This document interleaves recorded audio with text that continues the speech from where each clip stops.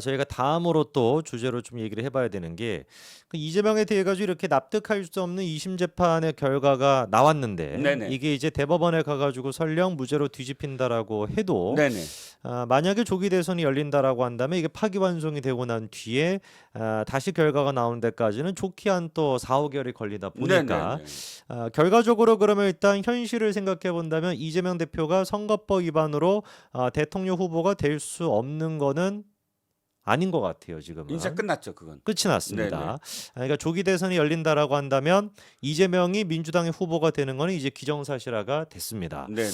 그래서 뭐 혹시라도 2심에서도 이게 유죄가 똑같이 나온다면 혹시라도가 아니죠. 다 유죄가 나온다고 생각을 했는데 그러면 뭔가 좀 비명계가 중심이 돼가지고 뭐 좀 있지 않겠나라는 예상도 했었지만 다 정리가 되고 일단 민주당은 확실히 이재명 후보로 정리가 되는 느낌입니다. 한 가지 인제 네, 뭐 그 영향의 퍼센티지는 적더라도 네, 지금 우리가 두 가지 재판이 있었잖아요. 근데 네, 1 심에서 완전히 무너진 무죄가 나온 게 뭐죠? 음, 이번에 그러니까 이번 공직선거법 말고 네. 바로 저기입니다. 저 위증교사. 위증교사. 위증교사의 항소심이 있어요. 네, 물론 1심은 선거법과 완전히 정반대로 무죄가 나왔습니다. 네, 그런데 정말 이해 안 되는 무죄라고 그렇었죠. 법조에서도 전부 하잖아요. 네, 지금 항소심이 빠르게 지금 진행이 되고 있습니다. 물론 지금 변론 준비 기일 다 끝났고 이제 잡혀져 있지만 네, 그러나 이것이 만약에 정말 또 지금부터 빨리 속도를 낸다면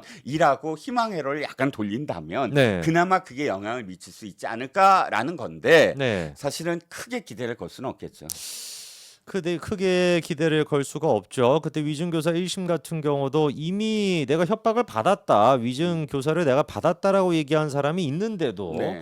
당시 이제 그게 무죄가 나와가지고 도저히 좀 납득이 잘 안 됐었던 결과였는데 이재명의 선거법 위반 요구 같은 경우도 결국에 이렇게 좀 납득할 수 없는 결과가 나왔습니다. 그러면 저희가 생각해봐야 되는 게 윤석열 대통령에 대한 탄핵 선고 네. 요 문제가 아무래도 이제 그 요번 주 금요일 날도 없을 것 같습니다. 네, 다음 네. 주로 지금 미뤄진 상태인데 많은 사람들이 했던 얘기가 요게 지금 이제 이재명에 대한 2심 선고를 좀 보고 네. 그리고 난 다음에 결정을 하려고 한다. 네. 그러면 이재명 대표가 이렇게 무죄가 나온 것이 윤석열 대통령 탄핵 선고에도 영향을 좀 줄 수 있는 거 아닙니까? 헌법재판관들한테?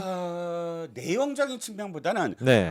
선거 기일에 대한 압박은 좀 줄어들 거예요. 어. 왜냐하면 민주당이 지금 이 뭐 때문에 지금 뭐 오늘까지 해라 내일까지 해라 하겠습니까? 음. 이 선거 때문에 그래요. 그렇죠. 선거에서 만약 유죄가 나온다면 동시 패션 있잖아요. 양쪽 다 60일. 그렇죠. 이쪽도 60일, 이쪽도 60일이잖아요. 그렇죠. 예, 선후에 따라서 음. 지금 대법 확정 판결 때문에 덜덜 떨었는데 뭐 말은 앞으로도 계속 빨리 압력을 넣겠죠. 그러나 압력의 강도가 달라질 겁니다. 어. 헌법재판소에 절박하게 빨리 에이씨 뭐 이렇게 안 그럴 할 필요가 없죠. 그럴 필요가 네, 없어졌잖아요. 이제 뭐 사실 언제 하든지 간에 상관없다 이럴 겁니다. 그렇죠. 네. 그러니까 헌법재판소 입장에서는 어쨌든 음. 오늘의 무죄 결과는 야 일단 숨 좀 돌리자 4월 18일까지 뭐 언제 한들 뭐 민주당이 더 이상 압박을 할 거야 이런 어떤 결과가 나올 수가 있고요. 네. 내용적인 측면에서는 솔직히 말씀드리면 두 가지 가능성이 다 있는 것 같아요. 음. 이를테면 이런 부분이죠. 윤 대통령을 만약에 기각시키려고 했는데 거기에 대한 어떤 파장이 큰다. 기각시키려고 했는데 파장이 크다라고 생각을 해서 네. 선거 결과에 따라서 이렇게 된다면 예를 들어서 무죄가 된다면 기각시키더라도 어찌됐든 양쪽에 하나씩 지금 그 떡밥을 던져준 셈이다. 뭐 이렇게 판단할 수도 있고 아니면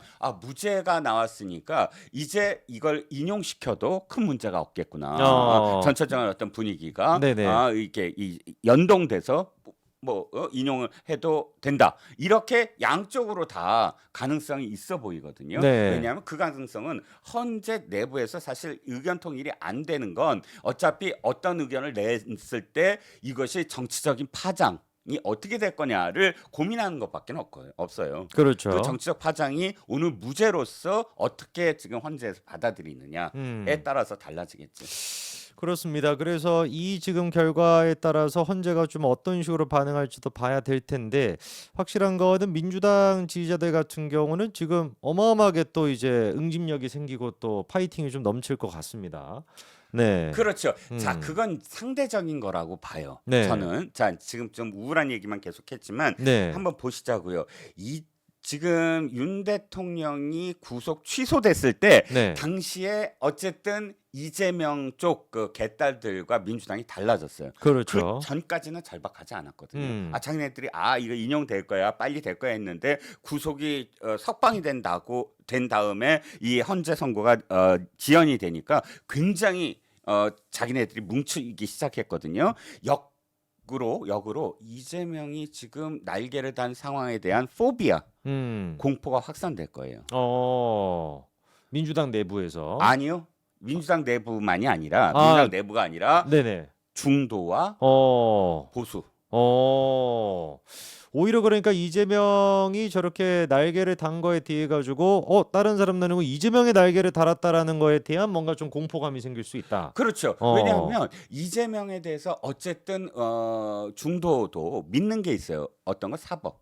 사법부가 어느 정도 정리해 주겠지. 네네. 이런 부분들은 그러면 좀 바꿔보자. 어떤 판을 좀 바꿔보자라고 생각하는 게 중도라고 저는 생각을 하거든요. 네네. 그런데 완전히 픽스가 됐어 이재명으로. 지금 오늘 무죄는 픽스된 거예요. 픽스됐죠. 이제 저 비명계 얘기 못 할 겁니다. 그렇죠. 법사를 어떻게 내요? 음. 그러니까 지금 이 상황에서는 완전히 이재명이 대통령이 되는 거예요. 지금 오늘부터 분위기가. 그렇죠. 그러면 어떻게 됩니까?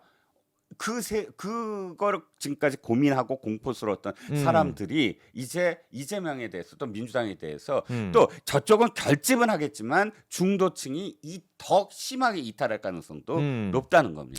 그 말씀 들어보니까 요번 주 금요일 날 나오게 되는 한국갤럽 조사도 좀 우리가 눈여겨봐야 될 것 같습니다. 금요일 날 과연 이재명의 2심 지금 이제 무죄가 나왔는데 그 이후에 민주당의 지지율이 올라갈지 네네. 아니면 오히려 또 지금 말씀해 주신 것처럼 중도층의 어떤 반감으로 인해 가지고 떨어지게 될지 네네. 그걸 좀 봐야 될 것 같은데 지금까지는 이재명 대표의 일단 지지율은 항상 31%. 네. 그 정도로 이제 박스권에 딱 갇혀 있는 상태였거든요. 네네. 근데 그거를 우리가 뛰어넘을 수 있을지를 한번 지켜봐야 될 것 같습니다. 네네. 자, 그러면 국민의힘은 앞으로 좀 어떻게 이거를 좀 대처를 하고 어떻게 좀 될 거라 보십니까? 국민의힘도 네. 일단 조금 뭉쳐질 거예요. 왜냐하면 네. 공동의 적이 지금 살아났잖아요. 그렇죠. 이재명 변수는 사실 이재명은 어느 정도 정리가 된다. 정리될 수 있어. 그럼 우리 목소리를 각각 내야 돼. 이렇게 될 텐데 거꾸로 이거랑 똑같아요. 김경수가 자기 목소리 내다가 갑자기 단식 투쟁을 해요. 뭐 때문이죠? 구속 취소되고 지연되니까. 그렇죠. 그때 내가 이재명한테 대들면 그러니까 내가 완전 고립될 거야. 그러니까 공동의 적, 그러니까 윤석열에 대해서 빨리 파면해라라고 단식을 해야 내 입지가 생겨. 이렇게 되거든요. 네네. 그러면 이게 단일 대오처럼 보이게 되잖아요. 어쨌든 저쪽이 득세를 하니까. 그렇죠. 역시 이 지금 국민의힘도 일단은 지금 각각의 어떤 목소리를 내면서 경쟁하는 구도에서 네. 이재명에 대한 어떤 뭐랄까요 공격 내지는 이재명에 대한 이재명 포비아, 즉 이재명이 대통령이 된다면 그 세상은 어떻게 되겠다라는 것이 확연하게 이제 명징하게 국민들한테 보여줘야 될 거예요.